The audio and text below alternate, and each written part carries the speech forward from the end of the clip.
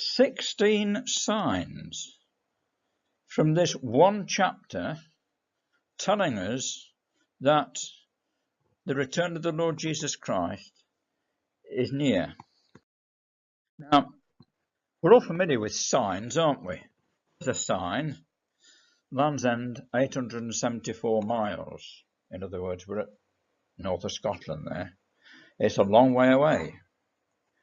Supposing we see that sign, we're almost there, just 4 miles. And the signs that we're looking at are not signs that speak about distance, but signs that speak about time. As we've said, these are signs telling us that Jesus will soon be back in the earth. Now, just to set the scene, at the turn of the 20th century, there were no signs in this chapter speaking about the return of the Lord Jesus Christ. If we go to the 1980s, there were about 8 signs. Now, 16 signs. And that in itself tells us, does it not, that the day is getting nearer. The signs are getting more and more. They're getting clearer. Now, just before we look at these signs, I want to show that the verses that we've just read relate to the nation of Russia. Right. 6 ways to identify this chapter speaks about the nation of Russia. We read in verse 3, didn't we? Thus saith the Lord God, behold, I am against thee, O Gog. And Gog simply means an exalted leader, a mountain, someone who is in control. So when we read about Gog, Gog is the leader of this group of nations. The Authorized Version says he is the chief prince of Meshech and Tubal. Now, many versions render that phrase like that. Prince of Rosh, Meshech and Tubal. We've listed about 6 or 7 versions that translate it that way. What the Authorized Version has done is taken the Hebrew word Rosh and given us the meaning of it, chief. But Rosh is a word that identifies Russia to us. If we go to the historians, there's Bocart in 1640. He says Ross or Rosh is the most ancient form under which history makes mention of Russia. Or we could go to the Encyclopedia Britannica. Rus, also spelled Ross, ancient people who gave their names to the lands of Russia and Belarus. So there's one way in which we can identify that this is speaking about Russia. And you might think, well, that's a bit flimsy evidence, really, isn't it? And it is taken on its own, but that's just one form of identification. Verse 2 says, Gog, the land of Magog, or as some translations say, Gog of the land of Magog. So, back to the historians again. First of all, Josephus, a Jewish historian, he identified Magog as the Scythians of the far north. Or the Latin father Jerome, he says it speaks about Scythian nations, fierce and innumerable, who live beyond the Caucasus, and to give it its modern name, the Black Sea and near the Caspian Sea. Now, there's a map of that area, a modern map, highlighted the Caucasus, and what the historian is saying is they live beyond the Caucasus, to the north of the Caucasus, from Israel, that is. And it takes us to Russia once again, does it not? So that's just another identification. So who were these Scythians? Back to Britannica again. a nomadic people who migrated westward from Central Asia to southern Russia and Ukraine in the 8th and 7th centuries BC. And that's interesting because that was roughly about the time that Ezekiel was prophesying. He prophesied around about 600 BC. In fact, history tells us that some 60 or 70 years before Ezekiel prophesied these things, the Scythians did attack the Middle East. So the prophet's contemporaries would think, are they coming back again? But as we shall see as we read through the prophecy, he's talking about the latter days, and we'll come to that in a moment. Now, the historian who's known as the father of history, Herodotus, he tells us that two of the rivers of Scythia, to give them their modern names again, are the Danube and the Don. And we've put them on the map there. So what we can see is that this area of Scythia occupied a large area. There's Magog, and we'll come back to that later on because it's quite interesting.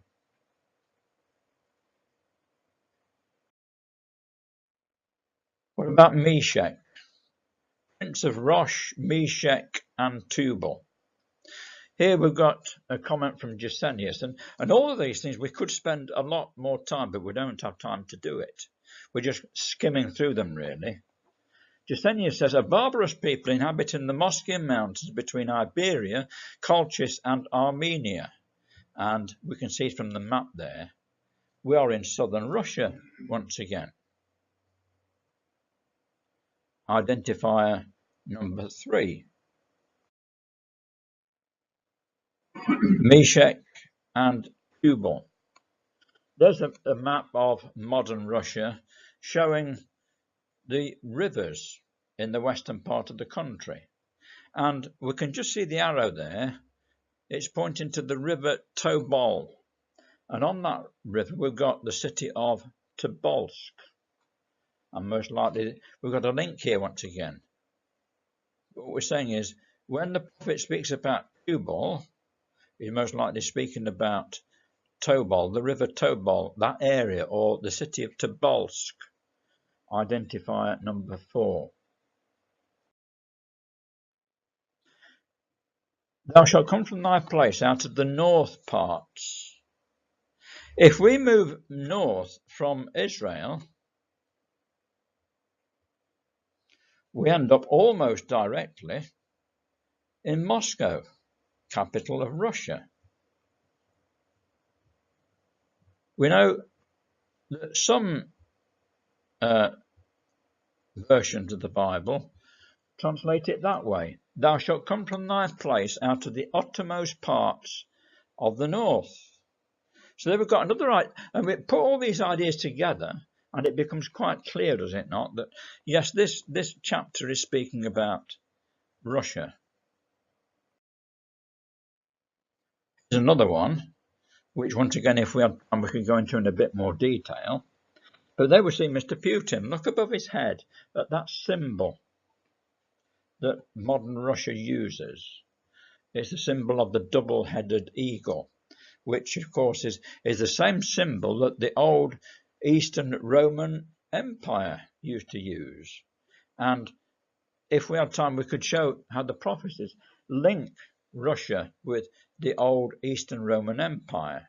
And that's just one of them, showing that symbol there. But let's move on.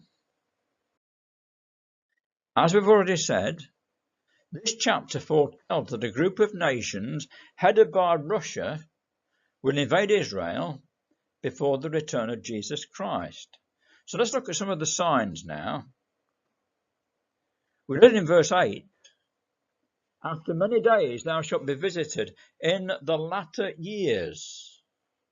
And when the Bible talks about the latter years or the latter days, it's speaking about one or two epochs of time. Either the last days of Judah's commonwealth before it was destroyed in AD 70 by the Romans, or the last days or the latter days in which we live. We could call it the last days of human rule on the earth. We see it again in verse 16. I shall come against my people of Israel, and as a cloud to cover the land, it shall be in the latter days. So there it is again. What we're saying is, there's two signs to begin with. It's in the latter days, and it's against God's land, the land of Israel, that's gathered out of many people. And that's the subject, of course, of many other Bible prophecies, is it not? So we've got the first two signs.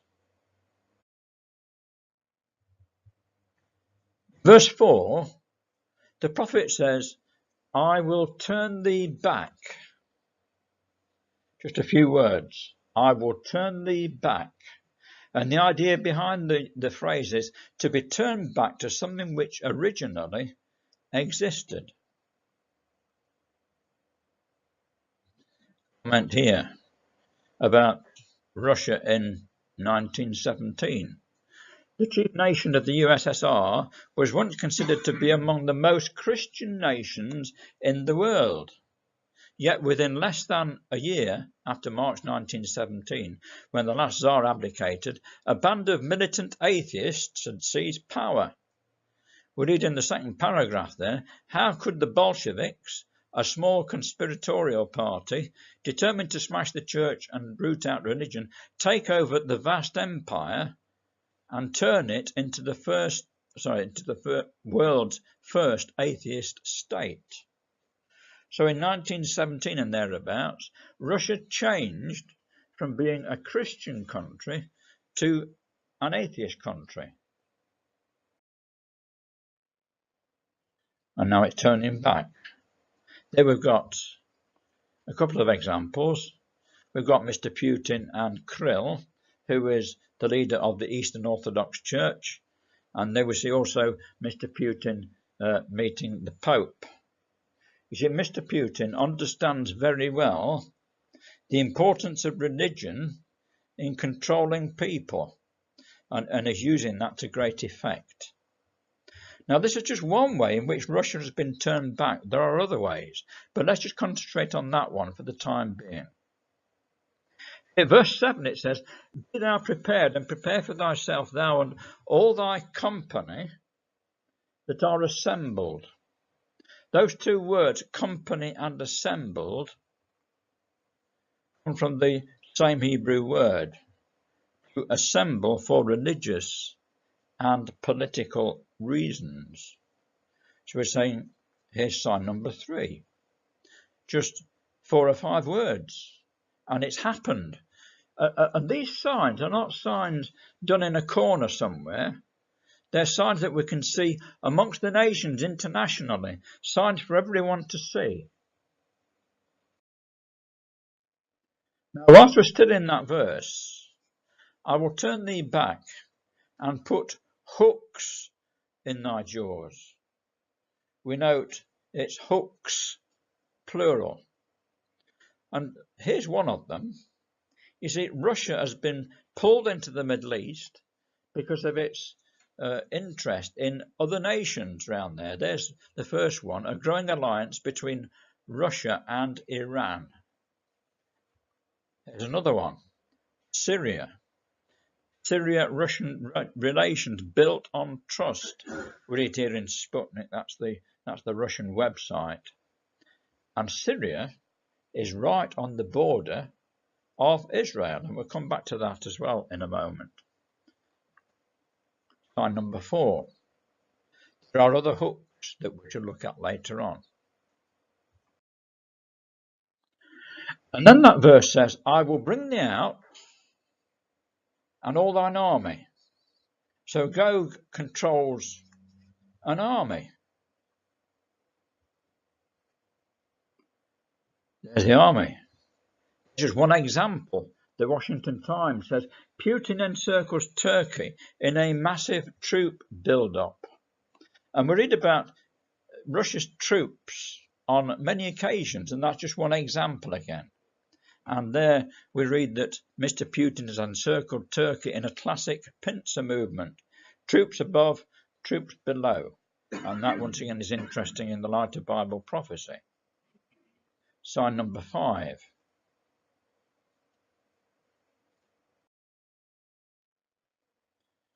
Then it says, 3 words this time, be thou prepared. And we say, prepared for what?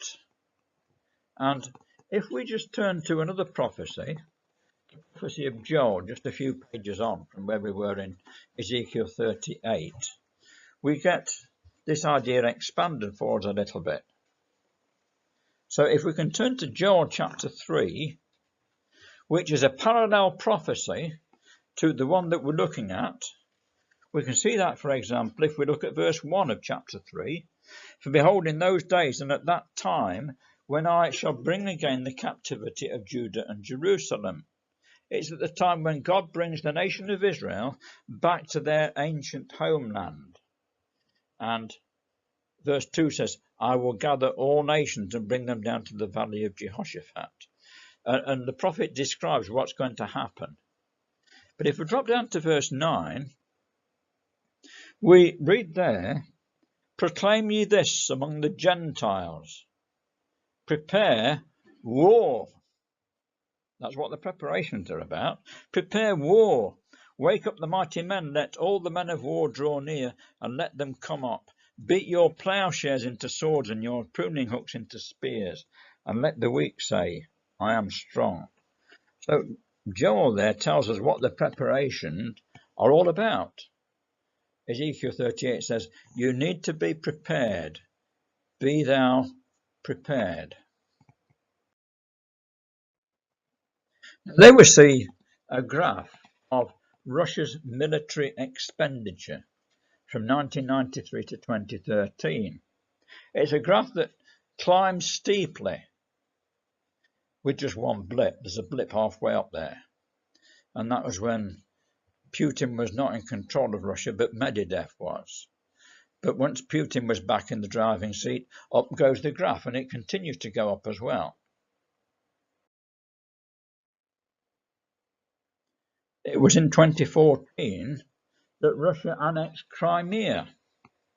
And one reason that Crimea was annexed was because of, well, that place that we've arrowed, Sevastopol. There's a Russian naval base at Sevastopol. See, the Russians leased it from the Ukraine, but now Russia, in effect, said, we're going to take that. And in the taking of it, of course, they took all the Ukraine ships that were there as well. So that's Sevastopol. There's another Russian naval base. This is the port of Tartus off the Syrian coast in the Mediterranean.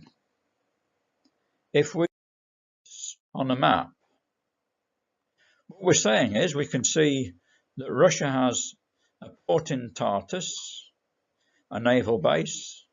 It's got one up there in Sevastopol. It's got an air base at Latakia. It's developing another one at Benghazi. We can see what's happening, can't we? You see, Russia is building up its military presence in the whole of this area. And then we read things like that from the Russian Navy. They intend to increase their presence. They're going to build another 10 battleships. This is over and above the battleships that they've got there already. Yes, indeed, they are preparing war, and particularly in the area of the Mediterranean. You see, that port of Tartus and the naval base of Latakia are literally just a few miles from Israel. I will put hooks in thy jaws. This is what the diplomat said back in 2015. Russia's military reforms have been misunderstood and its capabilities underestimated by the United States and Europe. That's the conclusion of a new report by the European Council on Foreign Relations.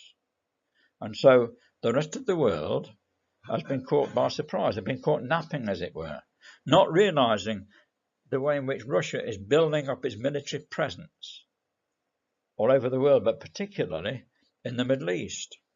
And the two photographs at the bottom show us the Russian military on the move.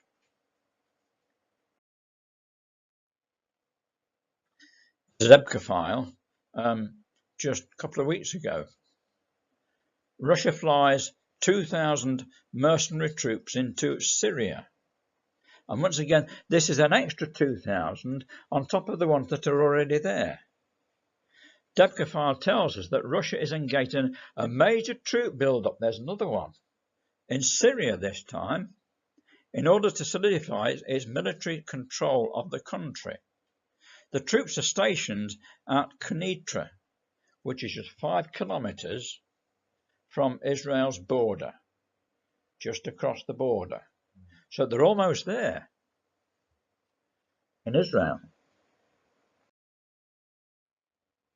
Another sign here. Spiegel Online International asked the question, why has Assad turned to Moscow for help? And we can't look at the whole of the reasons, but it's because he's frightened of his enemies. And that goes without saying. The Russians tell us there, our country will always protect you. That's its allies. Russia will always defend its compatriots from all forms of discrimination. Thou, a guard, the word means a protector to them.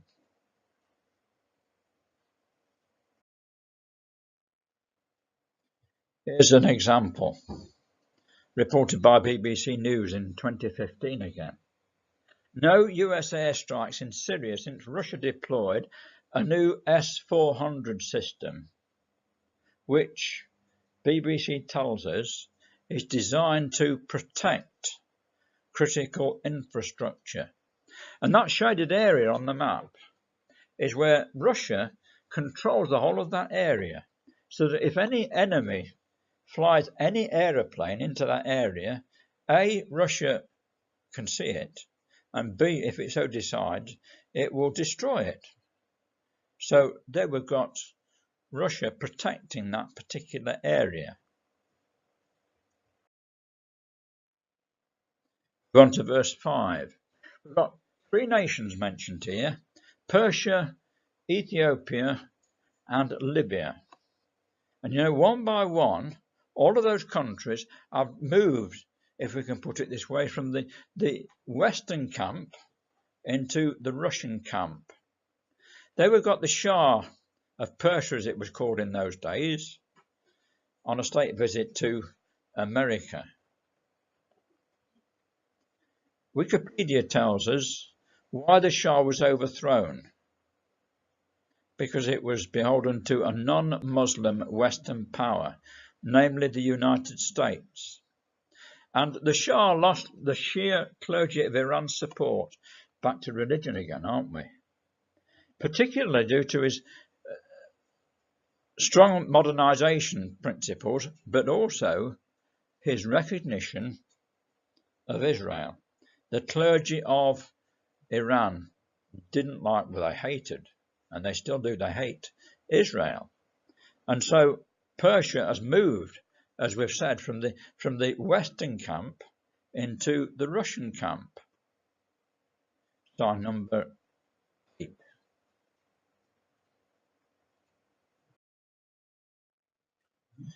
We see Mr. Putin with the ex-president of Iran, Ahmadinejad. But note, he goes to see the clergy as well. Here we read that Mr. Putin warmly greets the new president of Iran, who was elected on June the 14th, 2013. When did he go to see him? Well, just 2 days later, on June the 16th, 2013. He didn't wait long, did he? It shows the close ties that there are between those two countries. About the next country, Ethiopia. Now, Ethiopia in the Bible answers more to modern Sudan or part of Sudan, but it applies either way, whether we're looking at Sudan or Ethiopia as we know it. The same thing has happened. You see, that was the way that it was in the 80s. They were close to the West, to the United States of America. But then in 1991, everything had changed. And who are they with? Surprise, it's Russia. And there we see it was Medvedev that was in control of Russia at that time. Sign number 9. Libya, same story.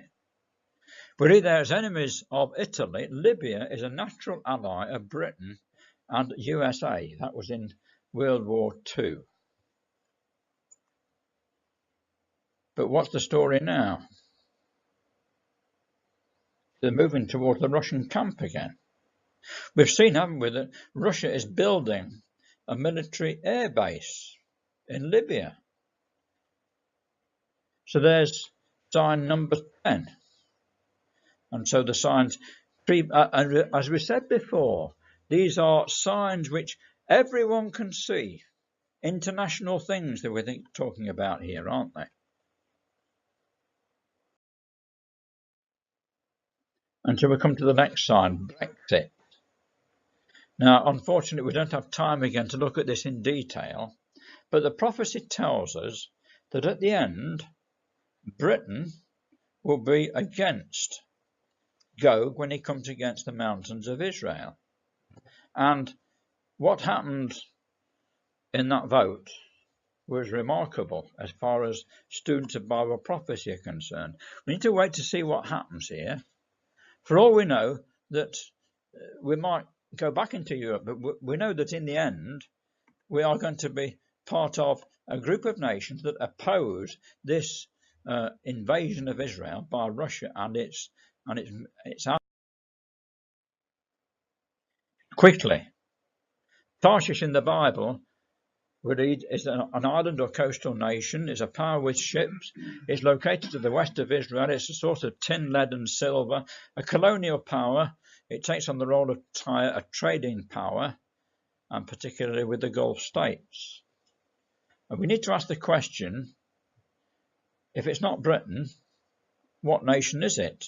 And it's another of these ideas where if we put all the information together, it becomes quite compelling that Tarshish in the Bible, modern Tarshish, answers to Britain.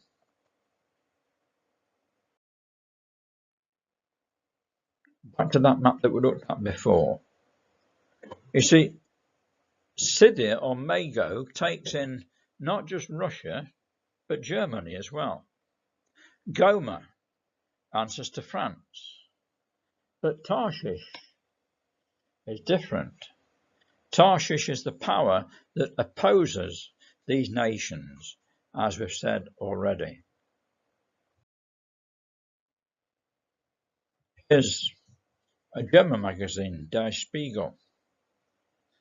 Front cover, a tall, proud Mr. Putin.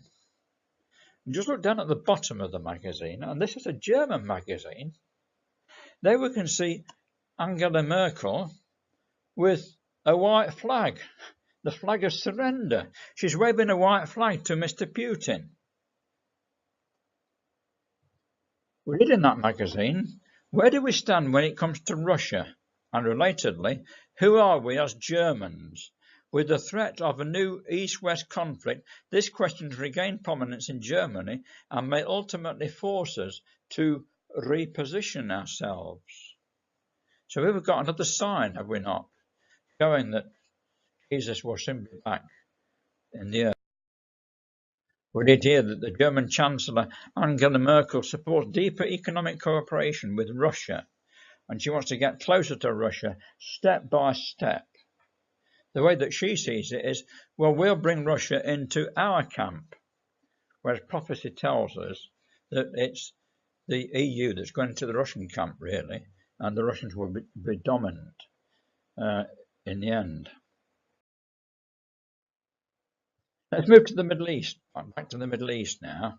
And this is the BBC saying speaking about a gulf which is opening up between Saudi Arabia and Iran, two big players in the Middle East.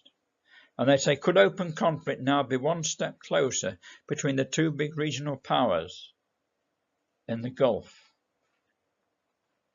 And there's the verse, Sheba and Dedan and the merchants of Tarshish.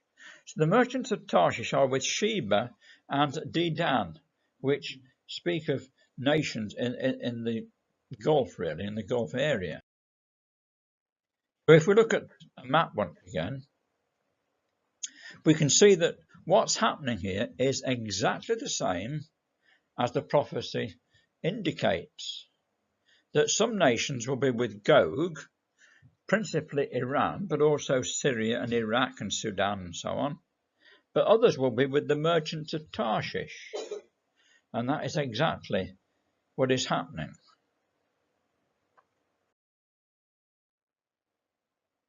What do we read here? This is Debka. This is just a couple of days ago. Israel's covert ties with Arab nations have reached unprecedented level, says Benjamin Netanyahu. So Israel is getting very friendly with some of the Arab nations, and it's the same one that Britain and America are getting friendly with as well. It's The Economist. With silver and lead, Britain woos new allies in the Gulf. And the quote at the bottom is Boris Yeltsin. He says Britain is back in the Gulf after a long period of being absent, 45 years. And he describes that absence as a mistake, actually. Britain should never have left in the first place.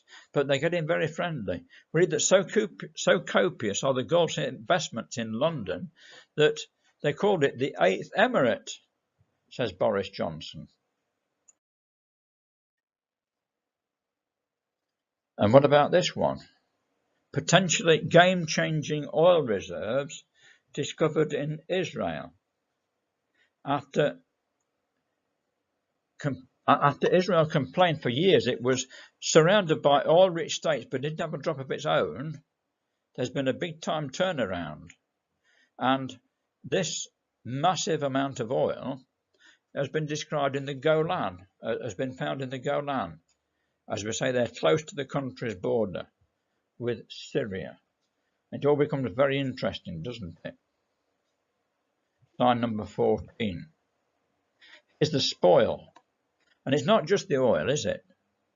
Israel is becoming a very rich and prosperous nation. It's at the forefront of many technological things in the world. When we think of computers, for example, and the likes. Israel has the capital of the World Diamond Exchange. You would have thought that would have been somewhere where diamonds were mined, but no, it's in Israel. And Israel is becoming so important in the world after only being in existence for, 60, 70 years.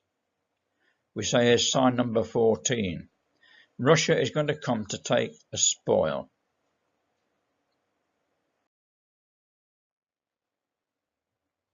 Back to Mr. Putin again. This is the Washington Times reporting again.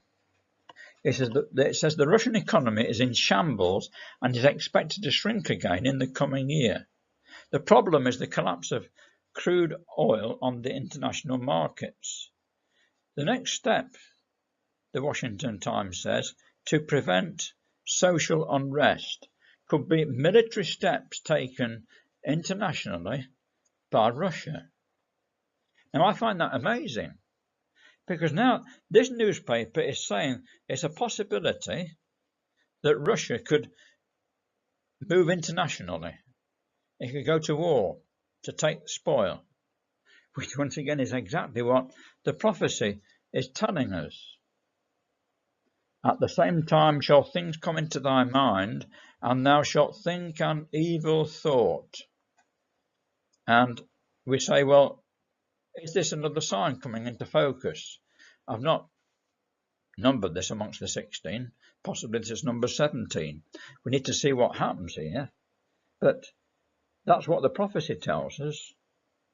And this is what the Washington Times says is a possibility. Mr. Putin has got this problem on his doorstep. He's got to find money from somewhere. And how will he do it? By taking spoil. This is a comment by John Thomas back in 1848. He said, politicians speculate as though money were omnipotent, and we hear financial reformers predicting the inactivity of Russia and Austria for want of funds. Where did the barbarians procure funds for the overthrow of the Western Empire in the 5th and 6th centuries? Did they not support themselves by spoil? He says, let the Russian treasury be as empty as it's said to be, and its expenditure exceed its revenue by double the deficit, it will operate as a pressure from within. And we believe that this is what will happen. It will operate as a pressure from within to force Russia eventually, whether it's Mr. Putin or his successor, we don't know, but to, as John Thomas says here, enter into the countries and to overflow and pass over and wreck himself with the spoil of those he is destined to subdue. He's quoting there from Daniel chapter 11. Here's another interesting move. Russia and Israel have diplomatic and military ties as well. And we see in the picture there Mr. Putin and Mr. Netanyahu in discussion in Jerusalem, and not for the first time either. The prophecy says, thou shalt go and say, go to those that are at rest, that dwell safely. And we say, is this why Israel dwells safely? They've got the big boy on their side, or at least they think they've got the big boy on their side. They've got Russia. They're developing ties with Russia. And it's not just political. We've got a military cooperation deal. We don't have time to read all that, but the Russians are saying we can learn from the Israelis. They fought a lot of wars in the last few years and won them all. What they don't realise, of course, is that the God of Israel was with them. But there we see another sign, as it were, how that we've got these links between Russia and Israel, making Israel to think that they are safe. It's all human thinking, isn't it? And we know what the prophecy says ultimately. Verse 11 says, I will go to the land of unwalled villages, to them that are at rest and that dwell safely, all of them dwelling without walls, and having neither bars nor gates. And we say, this is not a sign yet, is it? And it led some to say, well, Jesus is not going to come back yet. But we need to be very careful. As we say, this could well happen after the saints have been taken away for judgment. And the prophecy of Zechariah tells us that when Jesus does rescue Israel, the saints will be with him. So we don't need to wait for that to happen, in other words. Slide number 16, the last one. And if we can turn back to Ezekiel chapter 38.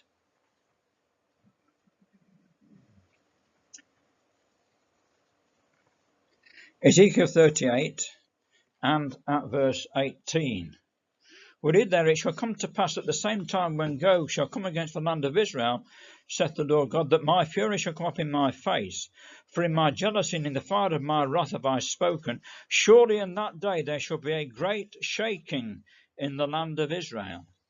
And so Ezekiel goes on to describe a massive earthquake that will take place at this time. We read here that there's been about half a dozen major earthquakes in Jerusalem over the last 1,000 years, and that some Israeli scientists are saying there's another one likely within the next 50 years. Now, the Israeli government are taking this quite seriously.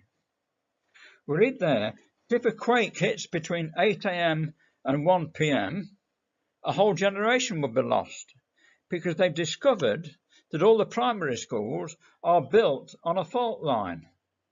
Bit of a mistake, really, isn't it? But they're very worried about it. The mayor of Tiberias says, we are living on borrowed time. It could happen at any second.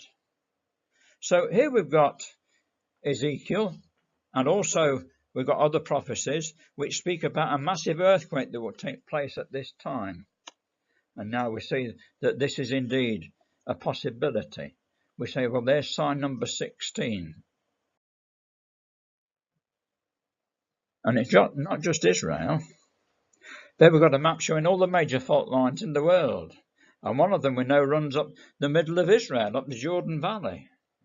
All men shall shake at my presence, Ezekiel says. We read this in Revelation. I come as a thief, says, I come as a thief. Blessed is he that watches and keeps his garments, lest he walk naked and they see his shame. And he gathered them together into a place called in the Hebrew tongue, Armageddon. And just 2 verses later on, we read that.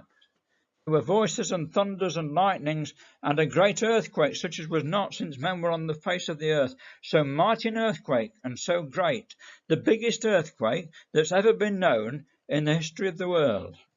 And that earthquake, I believe, will be physical, it will be political, and it will be religious. This is the return of the Lord Jesus Christ to establish God's kingdom on the earth. Why the nations gathered? Why, the prophecy tells us. Thus, this is the last verse of Ezekiel 38. Thus will I magnify myself and sanctify myself. I will be known in the eyes of many nations, says God, and they shall know that I am the Lord. And that's the end result of what we're reading in this chapter. Isaiah puts it this way. When thy judgments are in the earth, inhabitants of the world will learn righteousness. You can't show favour to the wicked because he won't learn righteousness. And we know that that is true, do we not? It's only when God's judgments are in the earth. And those judgments are necessary to bring the nations to their senses, as it were. And it's Ezekiel that tells us once again, the work of righteousness shall be peace, and the effect of righteousness, quietness and assurance forever. So, just in conclusion, how can we survive the horrors of Armageddon? Jesus said, be ready. The Son of Man comes at an hour when you think not. He says in Revelation, I come as a thief. I'm going to come suddenly, says Jesus. We need to be ready, don't we? We need to watch. And what do we need to watch? We need to take heed to these warnings. We need to keep our eye on what's happening in the world. But not just that. We need to be aware of God's point of view at all times. And we need to separate ourselves from those things which are not pleasing to God. Because, as appointed a day, in the which he will judge the world in righteousness by that man whom he hath ordained. And he's given assurance to all men in that he's raised Jesus from the dead. May it be that when Jesus does appear in power and in glory, we may all be ready to welcome Jesus when he comes back. We might be watching and waiting so that when he does come back, we can be with him in that glorious kingdom. Thank you for listening.